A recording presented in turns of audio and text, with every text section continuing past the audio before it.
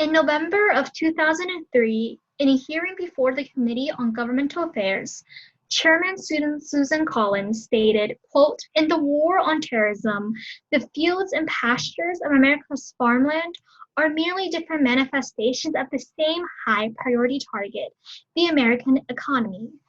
In a 2007 CRS report, agro-terrorism was defined as, quote, "the deliberate introduction of an animal or plant disease with the goal of generating fear, causing economic losses, and undermining social stability."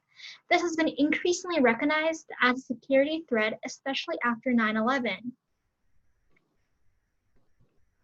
When tasked with developing measures to increase biosecurity and develop defenses against agro-terrorism, we identified detection, documentation, and communication as areas of priority for improvement.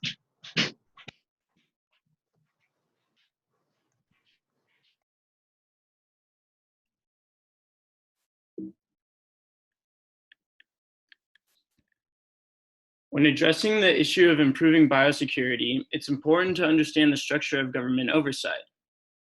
Based on a directive issued by George W. Bush in the early 2000s, agencies with missions related to agro-terrorism and biosecurity report to the Office of Homeland Security biannually. The agencies were also tasked with continuing and expanding measures dealing with surveillance and risk analysis.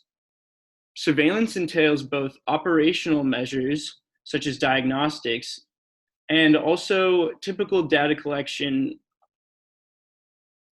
The three aspects of risk analysis are assessment, dealing with socioeconomic consequences and other factors, management, for the reduction of those consequences, and communication.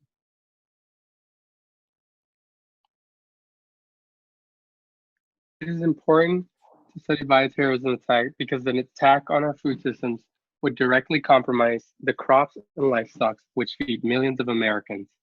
Ensuring the security of food systems in our country is essential because an attack compromising food sources would lead to mass starvation and death. Advances in biotechnology and the discovery of terrorist groups' tracking of American agriculture highlights the possibility and intent for a future attack on American food sources.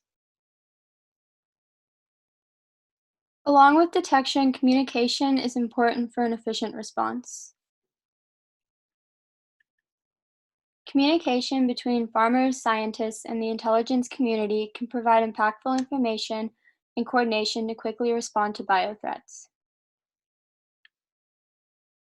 Clearly communicating biothreat incidents through individuals grouped in a farmer, scientist, intelligence community personnel is a good option that provides periodic special attention to a specific area of agriculture and establishes trust through transparency. Furthermore, reporting should also be shared using a large database available for other agencies' information. There is insufficient documentation of abnormalities in food production due to the economic burden placed on farmers and food processing agencies for handling these issues properly. Policies need to be updated to encourage strict and thorough documentation of abnormalities in food production, from livestock to processing centers, so that patterns are recognized and prevented prior to producing detrimental effects. So our goals for accurately detecting and identifying biological warfare agents include focus on countering agro-terrorism with emphasis on detecting and identifying the biological weapons that are most commonly used.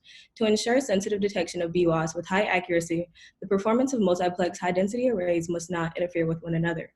To reduce the potential for both false negative and false positive results in an environment, pinpointing the most common biological warfare agents to detect for and organisms from which they are derived, for example, Bacillus anthracis, which is known for anthrax disease in livestock. National bio and agro-defense facilities and the Department of Homeland Security are proceeding with plans to replace national bio and agro-defense facilities for research. Congress has appropriated funds for planning and site selection. Compiling a list of the most vulnerable markets of agriculture and livestock targets that would be susceptible populations unaffected directly by the initial bioterroristic event reduces high consequence foreign animal diseases. For example, the extraordinary success of Singapore, Taiwan, and Hong Kong and limiting the impact of the sudden acute respiratory syndrome coronavirus 2 or SARS-CoV-2 demonstrates that it is possible to mount an effective response to an outbreak by major investment in pandemic preparedness. To give biosecurity a personal touch, epidemiologists are assigned to geographical regions and areas of risk based on the expertise and handle cases of risk organized by priority and severity. This gives a line of direct communication and personalizes the task of security and easing economic issues.